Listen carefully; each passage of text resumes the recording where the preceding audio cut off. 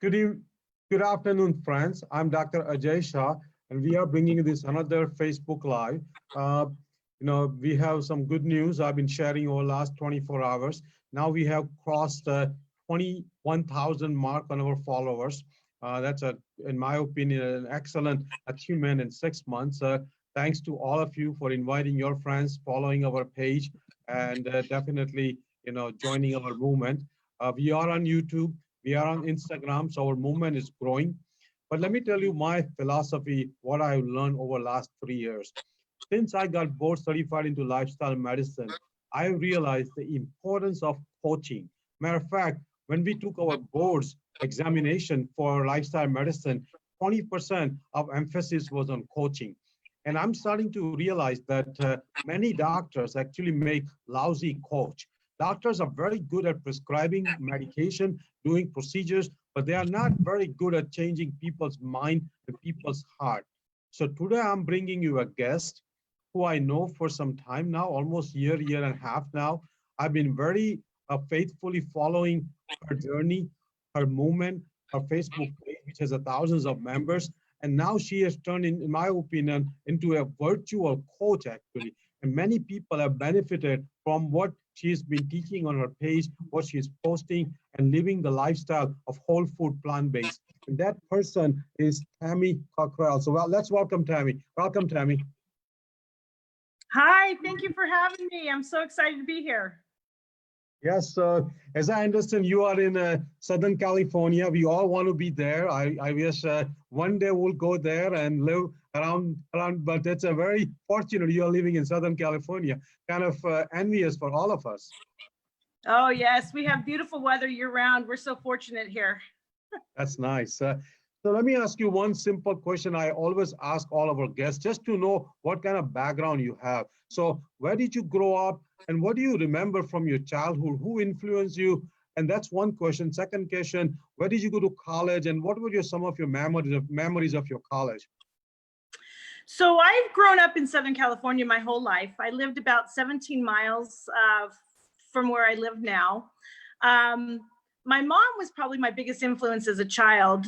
She was very hands-on. She was a stay-at-home mom. I can't remember a time that my mom was not there. We were active into sports. We were active into all kinds of stuff. And my mom was always there. You know, she drove us. She drove all my friends places. You know, she was compassionate. She always had an open door policy. All of our friends and my relatives' friends were all welcome for all the holidays, etc. Very compassionate. So I was very influenced by my mom. You know, she was who I looked up to the most. And when I was in high school, I wasn't sure what I wanted to do for the rest of my life. I didn't think that far in advance. So I went into a junior college, community college. And from there, I decided to go into business management. And I spent 15 years with one job. I started my sophomore year in high school, and I worked for that company for 15 years. 9 of those years I was in management. 5 of those years, at 24, I had gotten my own store, and I spent the last 5 years as a store manager for that company. That's a great, yeah. So let me ask you a simple question to start with. Where were you before this lifestyle change? And what was your health before you went into whole food, plant-based lifestyle? So, you know, the funny thing is that I thought I was very healthy. You know, if anybody asked me, I went for my annual doctor appointments, and they say, you know, are you having, and, you know, and at that moment, I really believed that I felt great. But when I look back in reflection now, I lived with a lot of pain. I lived with some depression. I lived with morbid obesity. I had type 2 diabetes. I had high blood pressure. I had hypertension. I had high cholesterol. I had very low vitamin D. I was taking 2-hour plus naps a day. And I was justifying it because I was sleeping very little. And so I would say, well, I need to take this nap before my kids get home so I can have energy to do their homework and what all the activities of the evening. I had plantar fasciitis. I had a chronic cough. I was always sick with allergies or colds or the flu. So, and that was normal life for me for most of my adulthood. Yeah, I mean, let me repeat some of the things what you said, and I think that's a common story for, unfortunately, for many Americans. Ones that are 30 or 40 years old. Many Americans in their 40s, unfortunately, gain weight. They become obese. They have diabetes. They have high blood pressure. They have high cholesterol. Many times they have reflux. They have chronic cough. They feel tired all the time. They take few naps every day. They don't feel like they are achieving their highest potential. So I think. This what you are describing is a common story. So I'm glad we brought you on because the way you have turned around, many Americans actually want to turn around. So what sparked you, or what motivation? How did you get your motivation to change? What was the event or anything happened which made you think I need to change? So, in 2014, breast cancer hit my family. My mother had a lumpectomy on a Monday, and my grandmother died from metastatic breast cancer on Thursday of the same week. And it was her third round of breast cancer. She had a radical mastectomy when I was 17, and then 26 years later had another radical mastectomy. And then 4 years after that, it metastasized to her brain. So we kind of went through that. And then 6 months later, my in-laws went through heart disease. So my mother-in-law had difficulty just walking at a mall, and it took her almost an hour to regain her breath to where she can get up and walk. And so she went into the hospital, and they were going to release her after 5 days. They were going to release her before the day of her angiogram. And I happened to walk in as the doctor was kicking her loose. And I said, no, we need to know. So we talked her into going through with the angiogram still. And it turned out she had 90% blockage in 3 of 4 of her arteries. She had 7 to 8 blockages. And they told me she would have died from a massive heart attack had she not done the angiogram. So she went in and she had a quintuple bypass. As they were stitching her up, she went into distress, and they had to open her back up and bypass one more, 7.5 hours of surgery. And then my father-in-law, when she came home 2 months later, my father-in-law ended up suffering a heart attack, but he could not have any kind of an angiogram or any kind of a stent or surgery, because the medication he was on for 4 years for congestive heart failure caused his kidneys to fail. And he was borderline dialysis, and he did not want dialysis. That was not the quality of life he wanted to live. So these 2 major events in our lives kind of started opening our eyes to how medication for one thing, for one of your diseases, is harming other organs in your body. And at some point, those medications don't work anymore, and you have to have more and more and more medications. So I was asked to actually cook for my father-in-law, which petrified me, because I didn't understand what foods had potassium. I didn't understand what foods he could and could not eat for his heart disease, for his kidneys. But I do it. And my sons had been trying to get us to watch some documentaries. And I was sick again after the holidays. I was always sick. I'd go down for probably 3 weeks. I would have a horrible stomach flu, and he binge watched. And then he turned around and he had me watch when I came downstairs finally. And the first thing that we watched was Forks Over Knives. And it changed my life. It changed my life. I started reading Dr. Lederman. I started reading Dr. Esselstyn. I found out that Dr. Esselstyn was going to be doing a conference in LA with Chef Aajay was also going to be there. And these were the first times I ever heard these names. And so I started researching, and that began our journey. So we gave up meat in 2016. My father-in-law unfortunately died before I could start cooking for him.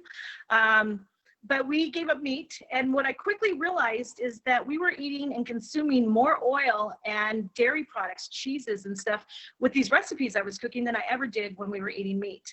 And I knew from following Dr. Esselstyn that this was it was not what I needed to do, but I never thought that I could be as strict as his protocol called for. I just thought that is insane. I was a red meat and potato eater, and the fact that I could give up meat was difficult enough for me, but I never had greens on my plate at all. So I thought there's no way I can consume greens 6 times a day. I can't give up salt, sugar, and oil. How do you cook without oil? And that began our journey. And then towards the end of 2016, I started having some symptoms. I probably had these symptoms all along and just was not in tune with my body the way I should have been. So I changed doctors and I went to a new doctor, and I just sat there in her office in November of 2016 and said, these are all these symptoms I'm having. I was crying. I thought for sure I was going to have a heart attack. I just watched my mother-in-law go through what she went through and her recovery. And the doctor just looked at me and she said, you know, quite frankly, Tami, you have an apple-shaped body. Your genes are dictating your destiny. You are going to have heart issues. You probably are already diabetic. You're overweight. You've probably got high cholesterol. You're already on hypertension medication, which I had gone on in 2013 with the guys that the doctor said if I lost 30 pounds, I could come off of that drug. And at this point, when I'm sitting in this doctor's office, I'm down 24, and my blood pressure was higher than ever on the medication. So it was not, the 30 pounds was not correcting, you know, losing 30 pounds alone was not correcting my issues. So she asked if she could test me for, if she could genetically test me also. And I think she did that because I went in saying, I'm following these doctors and I can reverse this and by diet alone. And she does not believe that. And so I said, sure, go ahead and genetically test me. And we did. And those tests came back horrible. I sat in her office in March and I was everything she said I was. I was type 2 diabetic. I was very low, very deficient in my vitamin D. I had high cholesterol. I had high LDL. I had high hematocrit. I had high red blood cell count. I had, my labs were more red than they were green, you know, and it was very scary. And I sat there crying. And then she went over my genetic testing, and I fell in the highest risk category for all of that: cardiovascular disease, diabetes, hypertension, high cholesterol, high LDL, high triglycerides, stroke, and dementia. And then I carried 2 genes for Alzheimer's as well. So my destiny did not look very good at all. And so I sat there in that office, and she just kept saying words like insulin resistance, which I had never heard before, and prescribed $200 in supplements to me. And she wanted me to drink meal replacement for 2 of my meals a day and put me on 500 milligrams of metformin. And 2 weeks later, I went into a diabetic counselor's office.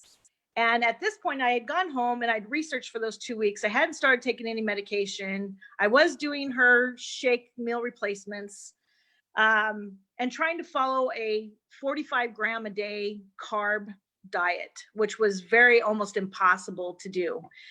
And so I started doing that, and I came across Dr. Bernard.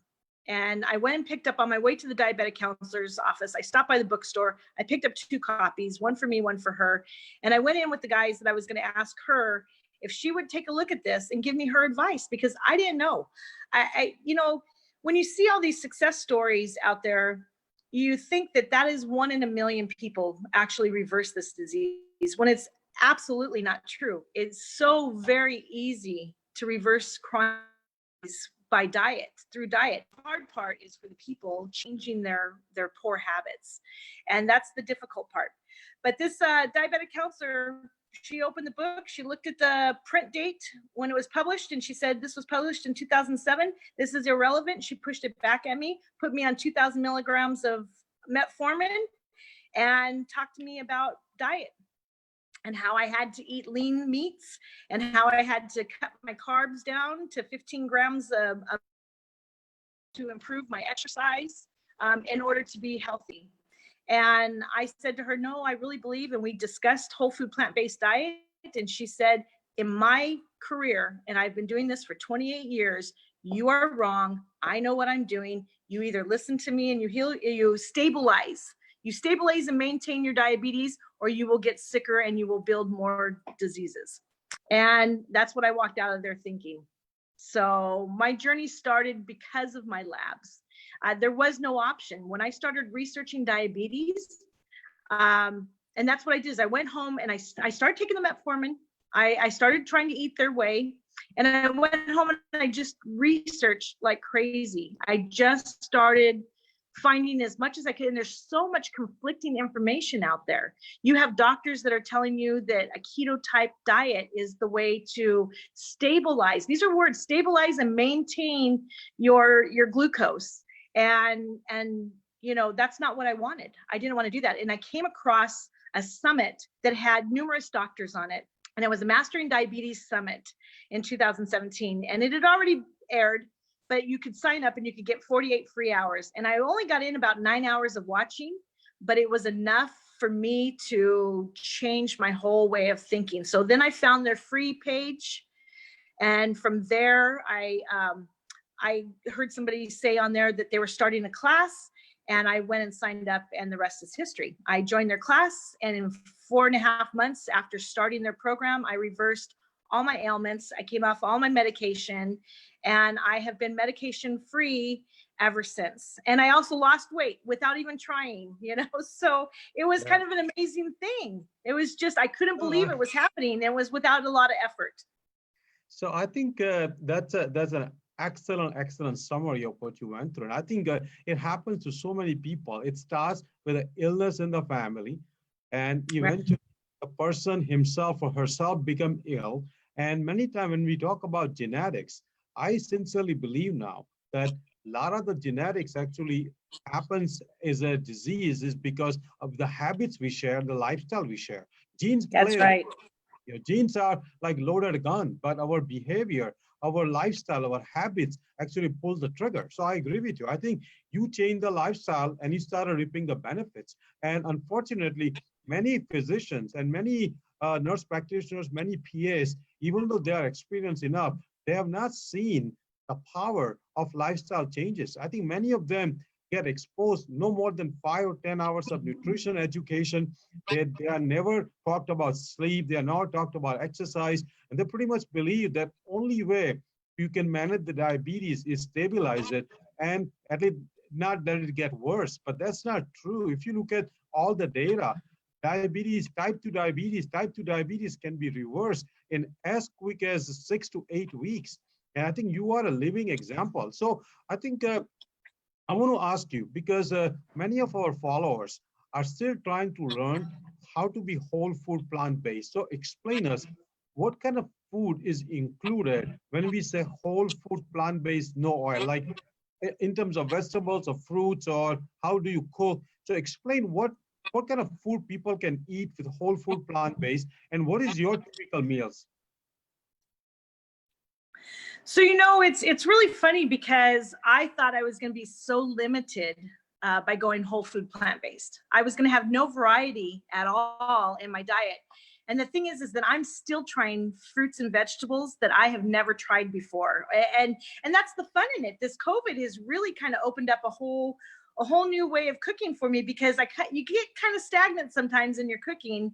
And so this way I was bringing in, there was the shelves were limited, the staples were gone. I had to learn how to use what was available to me and cook new things. And boy, the variety is amazing. So whole food plant-based to me means that you are eating food as close to the whole plant that it is, you know. So you're using a tomato whole, you're using, not with all the sugars and the oils added to it to make a sauce. You know, it's very easy to make a pasta sauce by throwing in the onion, the garlic, the seasoning, and some tomatoes into a blender and blending it. And you're not adding all that bad stuff that is causing chronic disease in our bodies. So, you know, you're eating whole grains, whole intact grains, not processed grains like white rice, not refined grains like breads and pastas. You're eating beans and legumes, which are so full of protein. I love that question, where's your protein coming from? And I want to say, where's your fiber? Where are you getting your fiber at on this animal diet? You know, because fiber, really, the higher your fiber is, the less chance you have of developing chronic diseases, you know. So you're eating the right foods that are going to keep you from developing those chronic diseases. So you're eating fruits and vegetables, which as a diabetic, I was told I couldn't eat fruits. And I didn't really eat a lot of fruit to begin with, because you're told fruit is bad. It's sugar. It turns to sugar. So, but you're eating fruit, vegetables,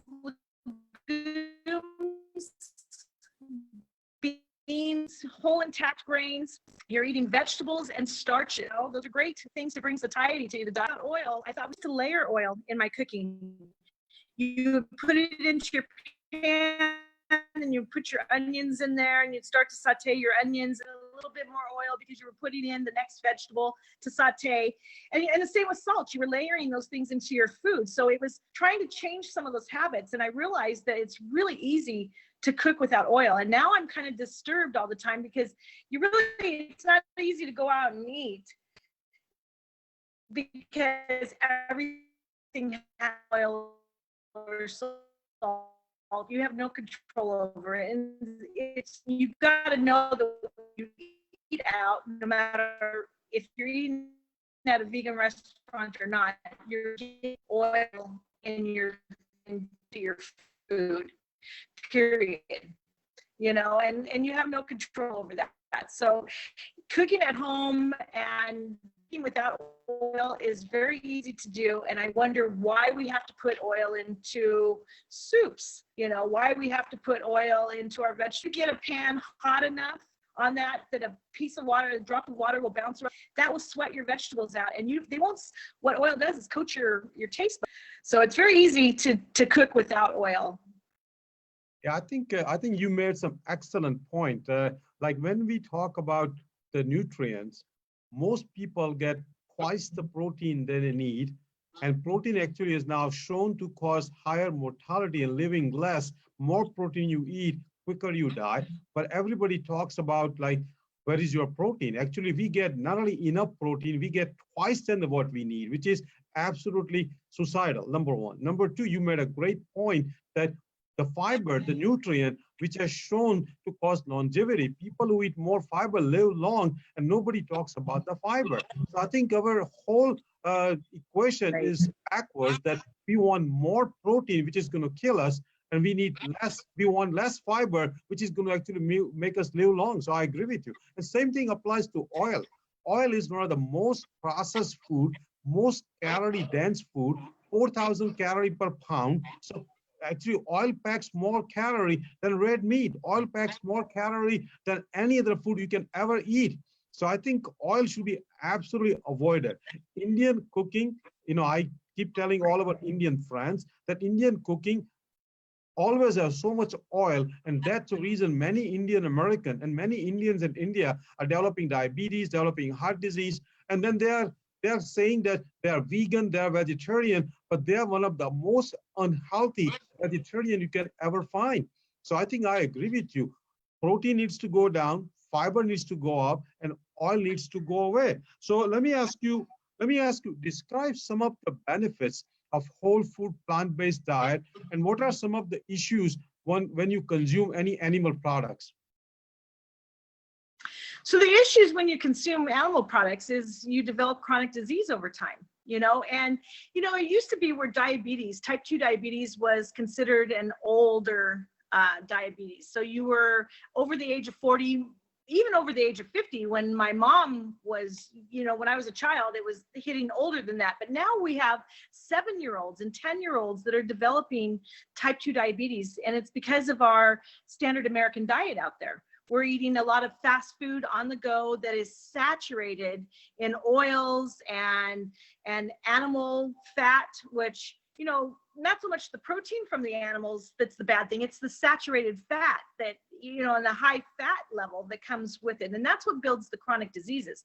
So when you eat animal and dairy, you're building chronic disease in your system. You're building cardiovascular disease, diabetes, stroke, dementia, high cholesterol. I mean, really, it's a lot of cholesterol that you're getting exterior. You don't need any exterior cholesterol whatsoever. We are getting our body creates all the cholesterol that we need. Yes, it's important in our system, but we create all the cholesterol that we need. We don't need exterior cholesterol from these products.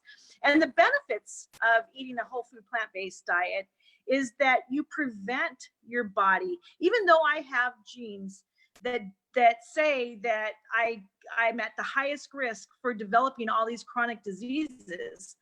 I know that by eating this way, I'm not going to switch those genes on. I'm not going to have these genes develop in my body because I'm eating in a way in which they will not create. It's the fat, the saturated fat that is causing these chronic diseases. And you get that in animal products. And so by eating whole food plant-based, not only am I preventing these diseases and also Alzheimer's, that's a big one for me because, you know, I'm still young. So I don't know if those two genes will ever switch on. But what I do know is that prevention is big. And we have a lot of studies out there right now that are showing that we can prevent these genes from ever turning on. And so that's another benefit because we are seeing more and more cases of Alzheimer's and dementia. And we just think that it's natural. It's there. People like to call it old timers, you know, because they're saying that these people are seniors. And so this is just the course that our lives are going to take. And that's not true. And so by eating a whole food plant-based diet, what you're doing is you're hedging your odds that these diseases are not going to develop for you. And you're going to live a quality life in your golden years. You aren't going to be in and out of the doctors and the hospitals and feeling like you need to have naps and go to sleep during the days, you know, or whatnot. You're going to be able to be active during these years, and you're not going to be on a lot of different medications that you have to worry about, you know, taking 12 different pills at different times of your day, every single day. You're going to live a quality lifestyle eating this way. No, I think I agree with you. I think when in the past, you know, all of us, many of us, including myself, in the past, we had kind of accepted and assumed that certain disease comes because of aging, including heart disease, including high blood pressure, even some instances of diabetes, Alzheimer's disease.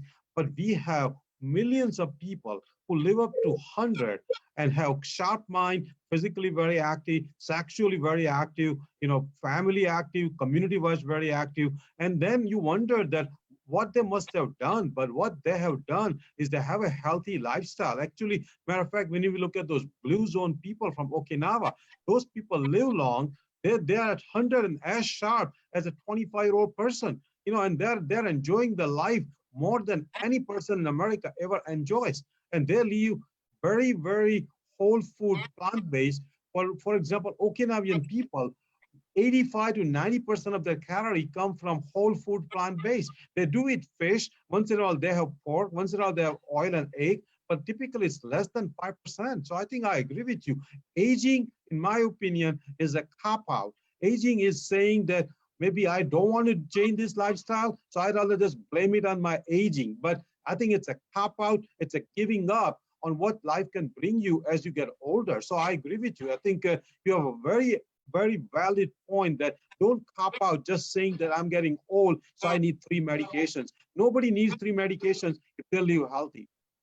Right, right. So my next question to you is, and you can answer whatever you want to answer, that what is your opinion on this keto and paleo diet? Because out of our 21,000 followers now, probably 20% are on keto diet. And obviously, I want to respect their decisions. I want to respect their choices. But at the same time, I want to put all the science on the table, all the evidence on the table to see which diet is a healthy diet for you. So whatever you can explain us, keto diet and paleo diet. So with the keto diet, the first thing I always say when someone is on keto, it makes me very sad, actually, because when you're on a high protein diet and a low carb diet, carbs are what fuel our bodies. Okay, we need the carbs to fuel our body. And it's one of the only fuels that gets through our brain barrier to feed our brain, which is so very important. So to be cutting carbs down to a very big minimum it just blows my mind that is acceptable to people. And then eating high protein, which is high saturated fat, and that you're building disease long-term. So I always tell them, you'll get instant results, you know, from a keto diet, but it's not safe by any means. And it certainly is not something that can be sustained long-term. So like you have all these fad diets, they're all keto-esque. You know, you had Atkins, you have South Bay, you have Jenny Craig, you have Lindora. They all function on kind of a keto type diet. You know, it's a restriction of calories. It's adding in a high fat diet, low carb. It just makes no sense to me, you know, because that's not how our bodies operate. That's not what they need. We are one of the only species that eats or drinks another's milk, even, for dairy products. No other species is out there drinking another's milk. Doesn't that say something to us alone? It's like common sense. And now they have this keto out there that is the high fat keto. And I say, my pool guy was on this high fat keto diet. And I say to him, how you feeling? And he said, well, I really feel kind of tired. And I said, well, go figure. You're filling your body not with stuff that energizes and fuels your body. You're filling your body with fats. And that just makes no sense. When did fat become a good thing? Because we've never in the history have talked about fat ever being a positive. When we look at people that we think are overweight and we refer to them as being fat, that's not a positive. So at no point is fat ever been a positive. So all of a sudden, fat has become the new fad, and it just blows my mind. But people have to come to that realization on their own. And they yo-yo. They go on these diets, they lose a lot of weight, and then they go off the diet and they've learned nothing, and so they gain the weight back and they gain a little bit more back. And then they go on the diet and it's just up and down. And paleo, I haven't done a lot of research about paleo. The popularity was before I even changed my diet with paleo. I don't think paleo is as popular as keto is. Because with diabetes, they want to put you on kind of a keto diet. That's where my research kind of went towards that. With paleo, I'm sorry, go ahead. No, go ahead, please. I was just going to say with paleo, what I think that their whole thing behind paleo is, eat like the caveman ate. But, the caveman foraged for fruits and vegetables. He ate plants, and he was very lucky if he got close enough to an animal to kill an animal to be able to eat an animal. I don't think it was part of his everyday diet. And maybe if people ate in moderation like the caveman did, maybe paleo would be a little bit more of a healthier diet versus keto. But it's still not as healthy as a whole food plant-based diet. You can't dispute the evidence of a whole food plant-based diet. No, I think I agree with you completely. And I think I remember the Atkins time when I came to United States in 1985, 86. I think it became very popular from 90 until about 2004. And then popularity went away. And now keto is essentially repackaged with a new name, what the Atkins diet used to be, which was a very high fat, high animal products, very low carb. And traditionally, the people who have survived on carb have lived the longest. And obviously, when we talk about carb, let's talk about whole food plant-based carb, because if you eat cookies and cakes and sugar, then probably that thing is as bad, if not worse, than saturated fat. So we are not promoting carb diet, we are promoting a whole food plant-based carb diet. So I think when people blame carb, like Gary Taubes, says that carb is bad, I agree with him that carb is bad if you eat simple carb, white sugar, white flour, white bread. Otherwise, carb are the most fueling nutrient. Carb are the most life prolonging nutrient. Carb actually provides you many times, like you said, animal protein comes with a saturated fat, but most complex carb comes with phytochemicals, micronutrients, many vitamins like B vitamins, all the vegetables and fruits. So I think many times actually the company of complex carb is an excellent company, but a company of a fat, many times saturated fat, is actually, or protein, animal protein, is a bad company. So I think to me, when you eat complex carb, not only you get the calories from the carb, but you get an additional bonus of getting all these micronutrients and phytochemicals and minerals and vitamins. So I think to me, for that only reason, we should be eating whole food plant-based, because you'll be getting a wholesome of nutrition instead of just calories. So I think my next question to you is, like, how often do you eat outside? How often do you cook? And what are some of your typical dish you cook? So I really do enjoy eating out, but it has definitely been limited by this way of eating, because you really cannot go out. So when I eat out, even though I only go to maybe 4 restaurants, that I can get only one thing off their menu that they help work with me on, that it's doesn't have all the fat stuff. I go in and basically I will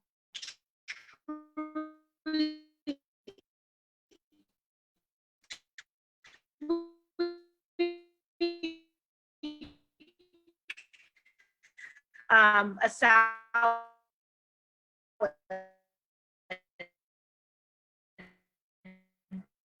and have everything on it. Even though I do that, it's still it's still healthy. It's not as optimal as being home, but unfortunately, our society is based around food. All the activities, meet friends, get to families, when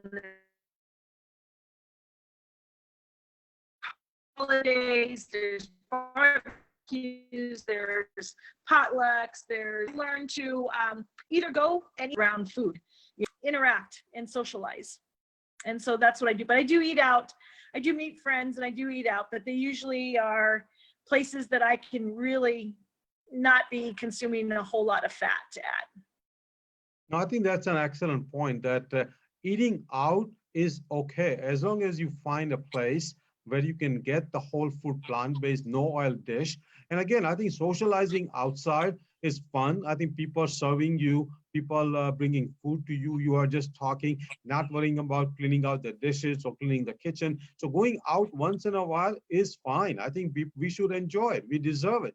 But at the same time, it's the social aspect which is more important, and the type of food we eat is more important than just going out and feasting on unhealthy food. Because to be honest with you, I think I enjoy more about the social aspect than the food aspect. I think talking is many times more fun than the food itself. So I think when you go out, the way I advise my patients is that when you go out, go with the intent of socializing, not with the intent of eating. I think that's more bonding time instead of an eating time, because eating time can be at home yourself. You can eat home yourself.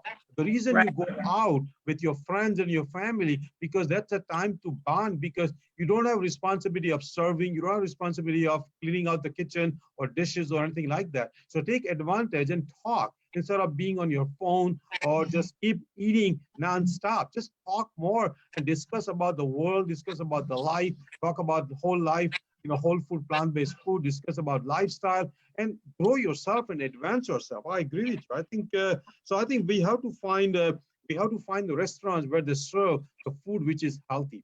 And there are restaurants. I think that movement is catching on. So many restaurants, if you plan in advance, they will make a dish for you. Exactly. So there are things that you can do to be successful in eating out, because I do think that socializing and having these relationships are what prevent people from success, because they think they can't go out and eat at these places. I don't know how many times I have people sending me menus and saying, what can I actually order off of this?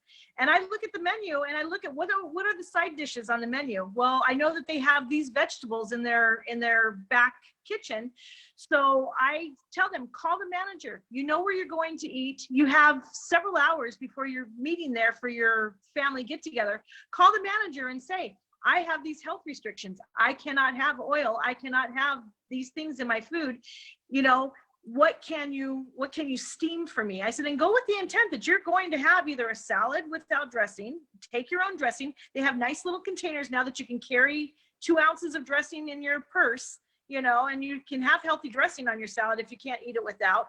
But go with the intent that, you're going to be eating vegetables and rice, or vegetables and potato. And if they can make that potato for you without oil, because most restaurants will coat it in oil to get it that crispy outer layer, So there are things that you can do, and preparation is one of them. But I think that we lose people if they think that they can't still continue to socialize. And that's not true. I travel all over the world. We host dive trips, and we take 24 plus people with us on these dive trips to all different destinations in other countries.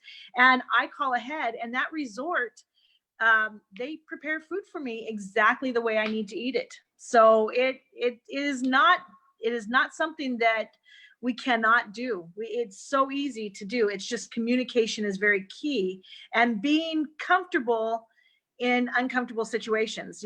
People are afraid to order differently. I don't go in with the fear of looking different. I have to order to feed my body, and I don't compromise that for anybody. I think I would also like to add one thing, learning from you, that if you do something different, and if you are the leader, and if you actually are looking healthy, if you are off your medications, they actually will start noticing what you do, and they will actually go home and will have a thought, and will actually start saying that if Tami is doing it, there must be a reason for it, because she is leading us, she's leading our group. There must be a health reason for it. She looks great. She's off all medications. Maybe I should try it. So I think being an odd person sometime in the group, actually you could be the leading odd person instead of the follower. So just don't be a blind follower and lead the group, because those people will actually thank you after 5 or 10 years. Then not only you save their life, but you save them a lot of suffering and a lot of high cost procedures and medication. So don't be afraid to be a leader, even though that means you are different for time being.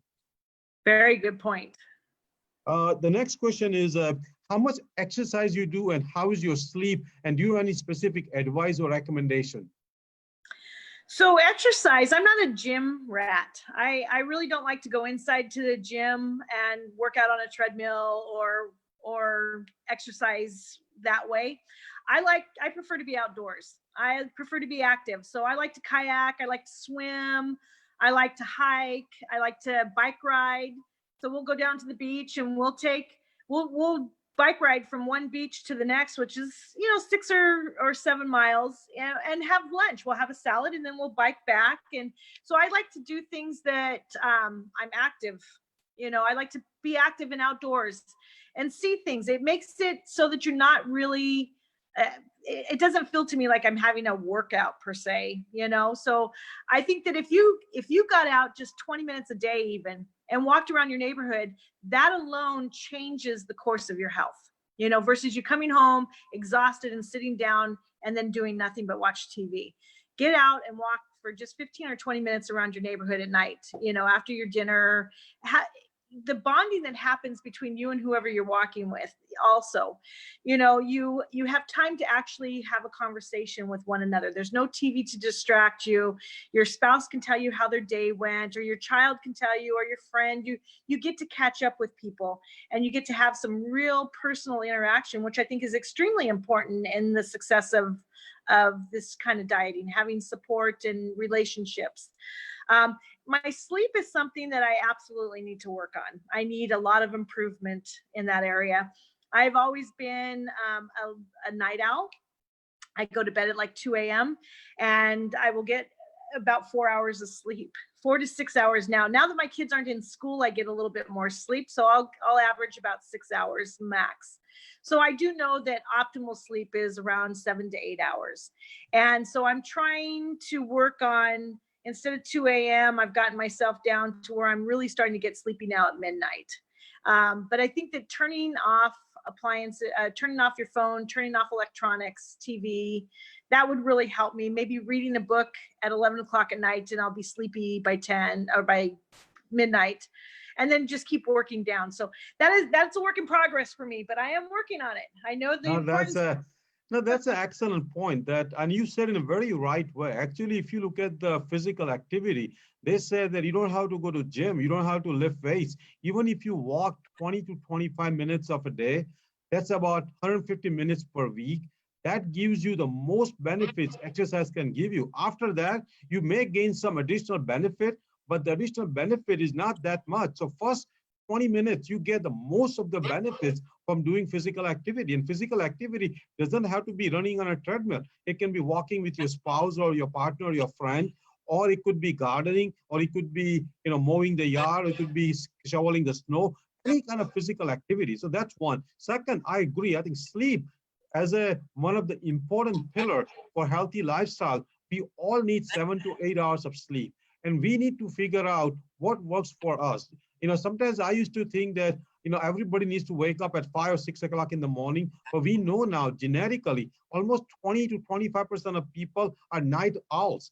they actually prefer and they actually work better when they work until midnight, 1 o'clock, 2 o'clock, and they wake up at 8, 7, 8 o'clock, 9 o'clock. So it's okay to be night owl as long as you have a 7 hours of a properly analyzed sleep. That means adequate deep sleep, adequate REM sleep, adequate light sleep. So I think I always advise all my patients that somehow track your sleep by wearing a Fitbit or something like that device, so you know what kind of quality sleep you have. But definitely get 7 hours. So my next question to you is, if people want to join your page, how can they look you up and how can they join your page? We will put on our site also, but please tell us about your page. Who are the members and what kind of things people learn from your page? So first, you can find me on Facebook and Instagram and YouTube under For the Health of It, Tami. Tami spelled T-A-M-I.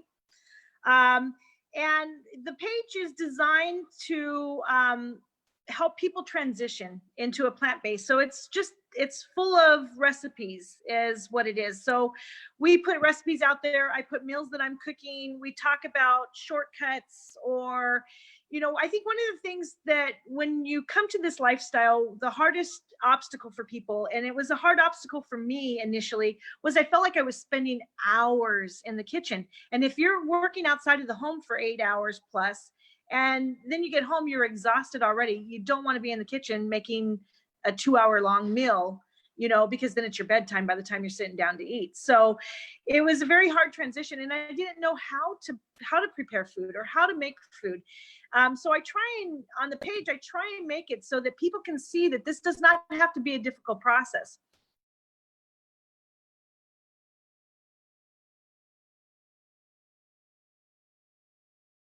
So that you benefit from them. So the community for transitioning people, I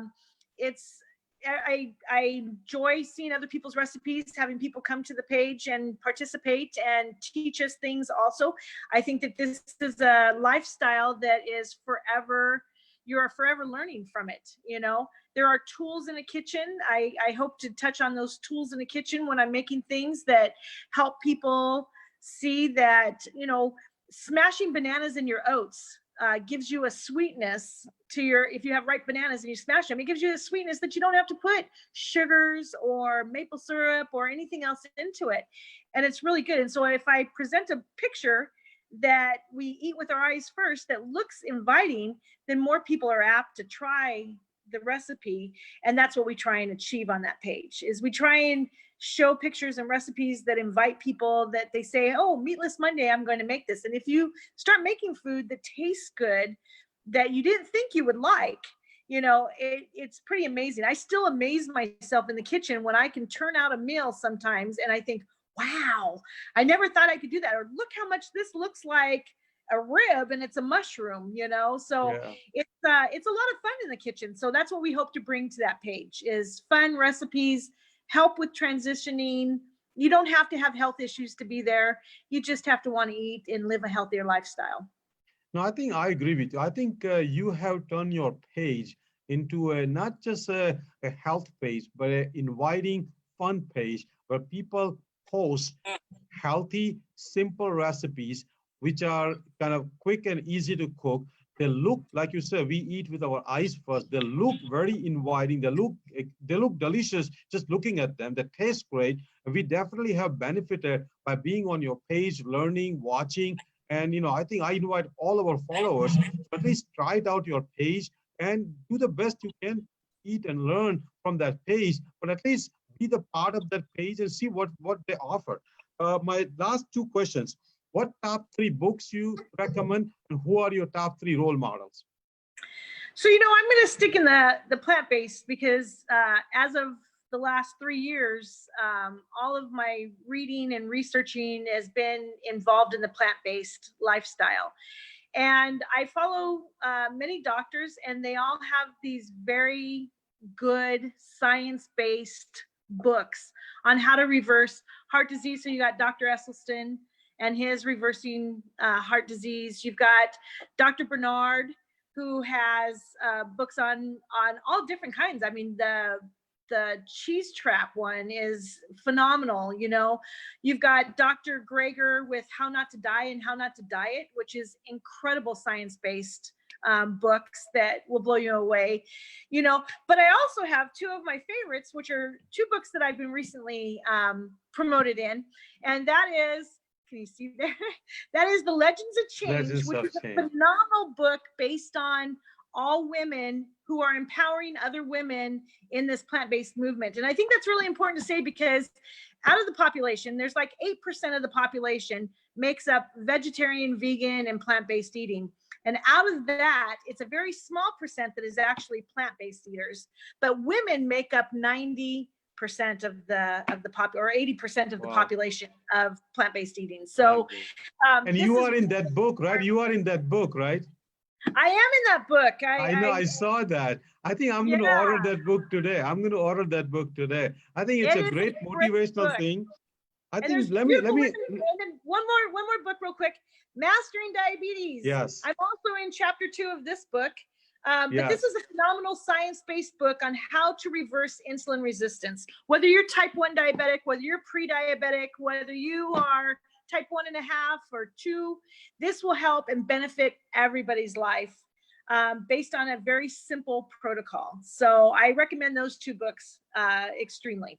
I agree. I think I already have Mastering Diabetes. Matter of fact, when I gave my 4-hour diabetes seminar, a lot of the material came from that book. An excellent book, very easy to read. I highly recommend all diabetic, not just type 2, but all diabetics. Another book, I'm going to get it today. My last question to you, which I'm going to make a habit of asking every person, how can we empower women more? Because I seriously feel the process of empowering women is not at a pace where I like to see it. I want every woman to be equally treated like men, equal pay for equal work. So what are your recommendations? How can our society speed up the process of making men and women equal? Oh, I wish I had an easy answer for that. You know, when I was in management, I was just one of 2 female managers in the company for our district. And we were treated very differently. I was passed over for a lot of, this was in the mid 80s, late 80s. I was passed up for a lot of interviews for males, you know, or I would go up and I would even go to a customer service call at the front checkout counter. And I would go up there and the person would look at me, and I was in my early 20s. And they would say to me, I want to talk to the man manager. And at this point, I was the store manager. The males were my assistants, you know, and I thought, wow, you know, so it's not an easy answer. It's a long process. We've come a long way. I think that women supporting women is huge also, because a lot of times we are the most catty to other women. We are the most cruel to other women. So I think we really need to embrace our intelligence. We need to embrace that we have validity. And I always laugh about how, you know, in history, it's always a strong woman who stands behind all these strong men that are icons in our society. You know, we're there supporting them and helping them and helping do things for them to make them look good too. We need to do that for one another. I agree with you. I think that's an excellent answer.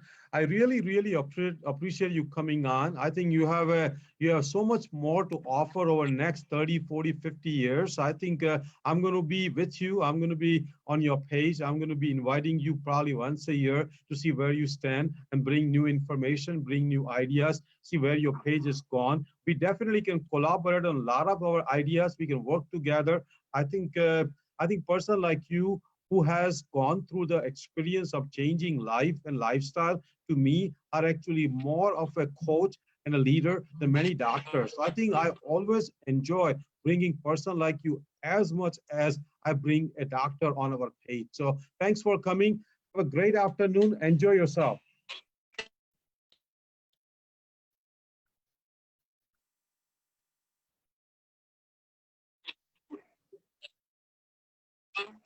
I appreciate that. Thanks, AJ. Yep, thank you. Thank you, Tami.